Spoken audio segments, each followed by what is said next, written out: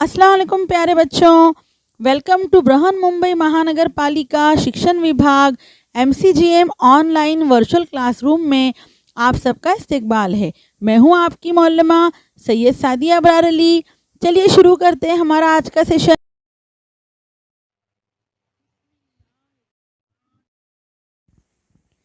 बिस्मिल्लाहिर्रहमानिर्रहीम।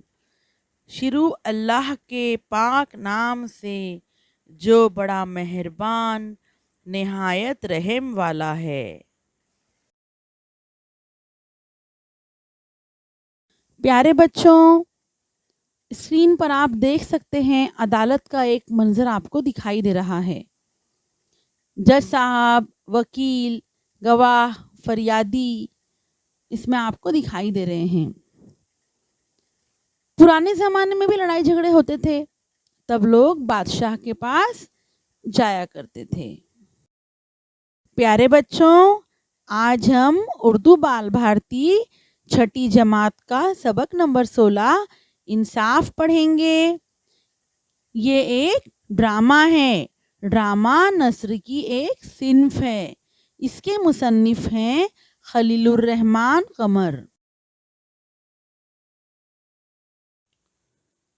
ये है हमारी शशुम जमात की दरसी किताब उर्दू बाल भारती।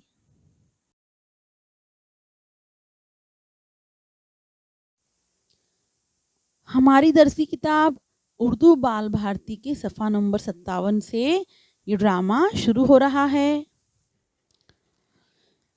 पहली बात, स्कूल में कई तलबा मिलजुल कर रहते हैं, लेकिन उनमें कभी न कभी किसी बात पर अनबन हो ही जाती है। तब उसे सुलझाने के लिए किसके पास जाते हैं? अपने उस्ताद के पास। अगर यही झगड़ा स्कूल से बाहर दो लोगों में हो जाए तो इंसाफ के लिए वो कहाँ जाएंगे? अदालत में। पुराने ज़माने में भी लड़ाई झगड़े की नौबत आ जाती, तब लोग बादशाह के पास जाया करते थे।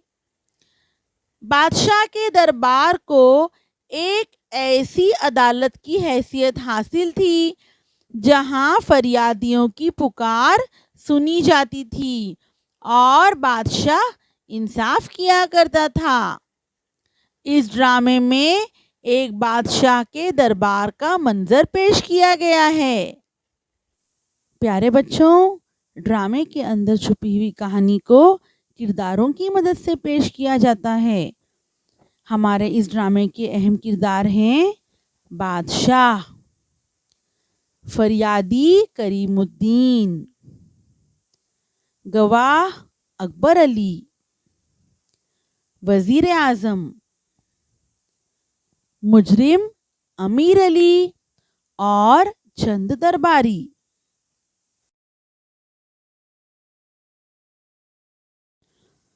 बादशाह का दरबार। तख्त पर बादशाह सलामत विराजमान हैं। उनके नज़दीक वजीर आज़म और दोनों इतराफ दरबारी हाथ बांधे खड़े हैं। दरवाजे पर पहरेदार नेज़े संभाले हुए मुस्तादी से पहरा दे रहे हैं। अचानक ढम ढम की आवाज सुनाई देती है। ये नक्कारे पर चोट क्यों लग रही है? आलम पनाह, शायद कोई फरियादी आया है। हाजिर किया जाए। हम इसी वक्त दरबारे आम में उसकी शिकायत सुनेंगे। जो हुक्म आलम पनाह। फरियादी को हाजिर किया जाए।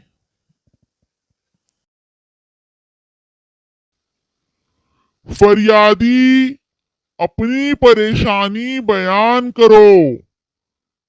तुम्हारे साथ पूरा पूरा इंसाफ किया जाएगा। हुजूर, मैं एक गरीब आदमी हूँ। पाई पाई जोड़कर मैंने एक भैंस खरीदी थी। मेरे पड़ोस में एक अमीर आदमी रहता है। उसके पास तो कई भैंसे हैं। कल उसने मेरी भैंस चुरा ली और मेरे घर में एक मरियल सी भैंस बांध दी। क्या तुमने उससे शिकायत की थी? जी हुजूर, जब मैंने अपनी भैंस वापस मांगी तो उसने इनकार करते हुए कहा कि ये भैंस तो मेरी है। हुजूर, मैं गरीब आदमी हूँ। दूध बेचकर बड़ी मुश्किल से अपने घर का खर्च चलाता हूँ। कई मर्तबा उसकी मिन्नत समाजत कर चुका हूँ, लेकिन उसने मेरी एक न सुनी। मजबूर होकर मैंने कोतवाल की कचहरी में दावा किया, मगर कोई सुनवाई न हुई। चारों नाचार यहाँ आना पड़ा। खुदा के लिए मेरी भैंस मुझे दिलवाइए, वरना मैं भूखों मर जाऊंगा। गम न करो फरियादी, अगर वो तुम्हारी भैंस हुई तो तुम्हें जरूर मिलेगी। कहाँ है वो आदमी? हुजूर, वो भी मेरे साथ आया है। उसके साथ एक झूठा गवाह भी है। फौरन दोनों को हाजिर किया जाए। तुम्हारा नाम? हुजूर, मेरा नाम अमीर अली है। और तुम्हारा? नाचिस को अकबर अली कहते हैं। हाँ फरियादी, हमने तुम्हारा नाम नहीं पूछा।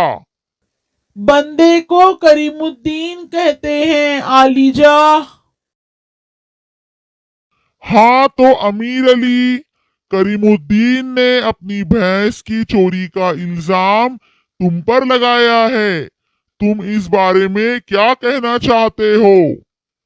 आलमपना, मुझे अफसोस है कि उसने ऐसा घिनौना इल्जाम मुझ पर आयद किया। मेरे पड़ोसी जानते हैं कि मैं कभी झूठ नहीं बोलता। मुझे चोरी करने की क्या जरूरत है? अल्लाह का दिया मेरे पास सब कुछ मौजूद है।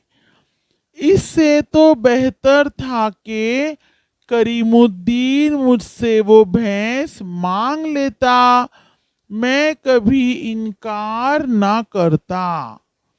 हुजूर, मेरे मोहल्ले का हर शख्स जानता है कि मेरे पास एक ऐसी भैंस है कि दूध देने में उसकी कोई मिसाल नहीं। हुजूर, ये सरासर झूठ है। ऐसी भैंस तो मेरे पास थी जो अमीर अली की भैंसों से ज्यादा दूध देती है। ये मुझसे उसे छीनना चाहता था। आखिर मेरी भैंस चुराकर उसने अपनी थान पर बांध ली। करीमुद्दीन, ये बताओ, जब तुम्हारी भैंस चोरी हुई उस वक्त तुम कहाँ थे? हुजूर, ये रात का वाकया है। मैं दिन भर का थका हारा सो रहा था। सुबह जब भैंस को चारा डालने के लिए बाड़े में गया तो उसे गायब पाया। तुम्हारे पास इसका कोई सबूत है कि वो भैंस वाकई तुम्हारी है? नहीं हुजूर, मेरे पास इसका कोई सबूत नहीं। मैं गरीब आदमी हूँ। कोई मेरा साथ देने के लिए तैयार नहीं। हुँ, तो अकबर अली, तुम करीमुद्दीन के बारे में क्या कहना चाहते हो? हुजूर वाला, मैं इनका पड़ोसी हूँ। मैं अच्छी तरह जानता हूँ कि इनके आंगन में बंधी हुई भैंस इन्हीं की है। ये कैसे हो सकता है कि एक अमीर आदमी की भैंस कम दूध दे और एक गरीब आदमी जिसके पास चारे के पैसे भी मुश्किल से जमा होते हैं, उसकी भैंस ज्यादा दूध देती हो? मनगढ़ंत कहानियां बनाकर दूसरों का हक छीनना करीमुद्दीन की पुरानी आदत है। तुम्हें कैसे मालूम है कि करीमुद्दीन मनगढ़ंत कहानियां बनाकर दूसरों का हक छीनता है? हुजूर, 1 माह कबल उसने मेरी बकरी पर भी कब्जा करने की नाकाम कोशिश की थी। हुजूर, गवाह झूठ बोल रहा है। उसे तो मेरे पड़ोस में आए हुए मुश्किल से 15 दिन हुए हैं। आलमपना, झूठ मैं नहीं, ये बोल रहा है। मैं 15 बरस से वहां रह रहा हूँ। ये झूठ है, सरासर ज्यादती और जुल्म है। मामला काफी पेचीदा है। इसका हल ढूंढने के लिए यकीनन हमें कुछ वक्त दरकार है। वजीर आजम, इस मुकदमे के बारे में आपकी क्या राय है? हुजूर, दोनों फरीकों की बातें सुनकर मुझे करीमुद्दीन पर शुबा हो रहा है। वो कैसे? जैसा कि करीमुद्दीन ने कहा कि उसका साथ देने के लिए कोई तैयार नहीं, मेरे शुबा की बुनियाद यही है। उससे पूछा जाए कि ऐसा क्यों है। हुजूर, मैं एक गरीब आदमी हूँ, इसके लिए कोई भी मेरा साथ देने के लिए तैयार नहीं। गांव के अक्सर लोग अमीर अली के कर्जदार भी हैं। वो अमीर आदमी है, सब उसके खिलाफ गवाही देने से कतराते हैं। अच्छा करीमुद्दीन, तुम थोड़ी देर के लिए बाहर जाओ। जो हुक्म सरकार। अमीर अली, तुम कहते हो कि तुमने वो भैंस साल भर पहले खरीदी है।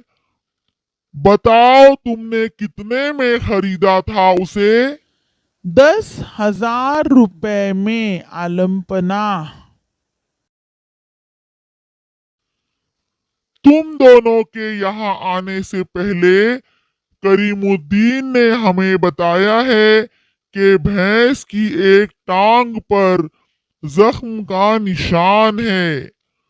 तुम बता सकते हो ये जख्म किस टांग पर है? जी हाँ, आलमपना। उसकी अगली दाएं टांग पर वाकई एक जख्म है। बहुत खूब। करीमुद्दीन ने ये भी बताया था कि उसकी दुम पर कुत्ते के दांतों के निशान हैं। क्या वाकई? जी हाँ हुजूर, एक दफा मेरे पालतू कुत्ते ने उसे काट लिया था। फरियादी करीमुद्दीन को हाजिर किया जाए। करीमुद्दीन हाजिर हो।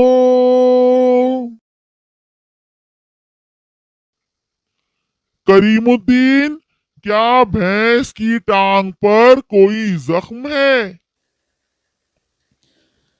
जी नहीं आलम बना, मैं उसकी बड़ी हिफाजत करता था।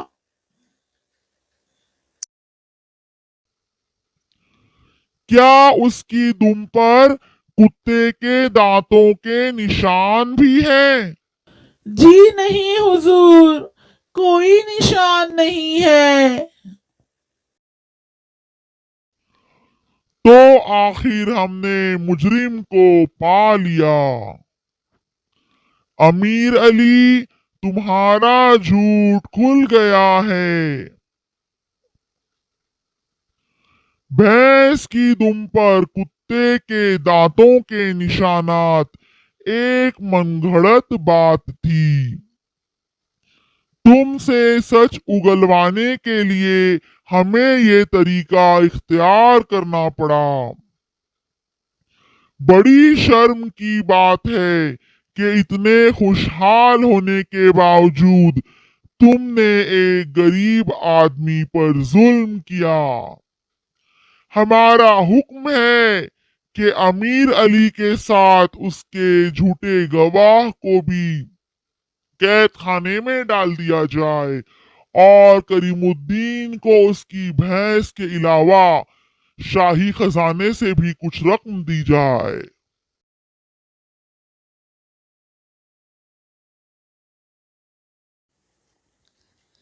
प्यारे बच्चों, चलिए अब देखते हैं सबक का खुलासा। खलीलुर रहमान कमर ने अपने ड्रामे इंसाफ में पुराने ज़माने के एक बादशाह के इंसाफ का वाक़या बयान किया है। नकारे पर चोट की आवाज़ सुनकर बादशाह वज़ीर आज़म से पूछता है कि ये आवाज़ कैसी। वज़ीर आज़म बतलाता है कि शायद कोई फरियादी है। बादशाह के हुक्म पर उस फरियादी करीमुद्दीन को दरबार आम में पेश किया जाता है। बादशाह की इजाज़त के बाद फरियादी बयान करता है कि वो एक गरीब आदमी है। उसके पास एक भैंस थी। उसके पड़ोस में एक अमीर आदमी है जिसके पास कई भैंसें हैं। उसने फरियादी की भैंस चुरा ली और एक मरियल सी भैंस उसके घर में बांध दी। फरियादी ने उस अमीर आदमी से अपनी भैंस वापस मांगी, लेकिन उसने साफ इनकार कर दिया। कोतवाल की कचहरी में भी कोई सुनवाई नहीं हुई। तब वो बादशाह के हुजूर आया। बादशाह के कहने पर अमीर आदमी को बुलाया गया, जिसके साथ एक झूठा गवाह भी था। अमीर अली ने बयान दिया कि इस पर झूठा इल्ज़ाम लगाया गया है। करीमुद्दीन ने बताया कि रात के वक्त उसकी भैंस चुरा ली गई है। इस बात का उसके पास कोई गवाह भी नहीं है। अमीर अली की तरफ से उसके पड़ोसी अकबर अली ने गवाही दी कि करीमुद्दीन की पुरानी आदत है कि वो मनगढ़ंत कहानियां सुनाकर दूसरों का हक छीनता है। उसके सबूत में कहा कि 1 माह कबल उसने उसकी बकरी पर कब्जा करने की कोशिश की थी। करीमुद्दीन बुलंद आवाज से कहता है कि हुजूर, इसे हमारे पड़ोस में आए हुए मुश्किल से 15 दिन हुए हैं। बादशाह वजीर आजम से मशवरा करता है तो वजीर आजम करीमुद्दीन पर शक जाहिर करता है।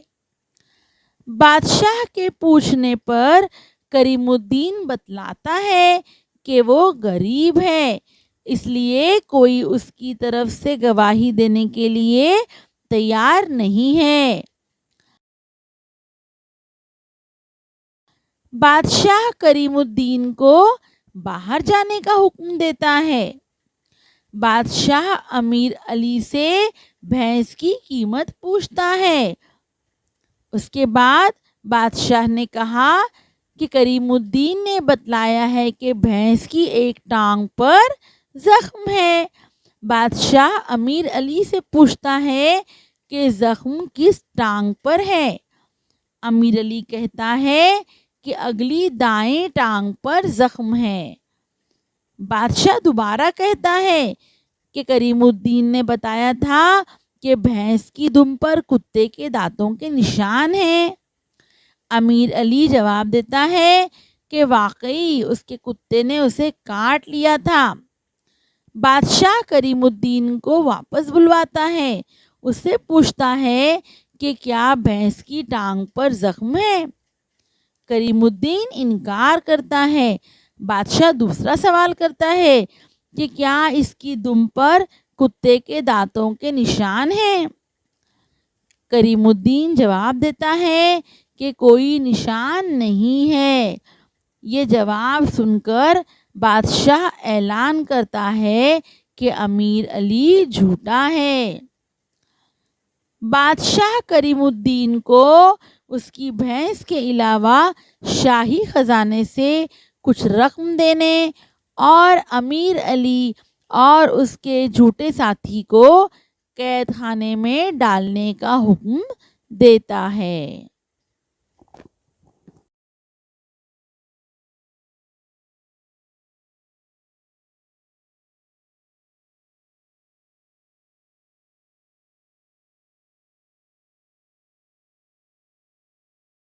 बताइए कि दर्ज झैल मकाल में किसने अदा किए। 1. फरियादी को हाजिर किया जाए। 2. अल्लाह का दिया मेरे पास सब कुछ मौजूद है। 3. हुजूर 1 माह कबल उसने मेरी बकरी पर भी कब्जा करने की नाकाम कोशिश की थी। 4. ये झूठ है, सरासर ज्यादती और जुल्म है। 5. क्या उसकी दुम पर कुत्ते के दांतों के निशान भी हैं।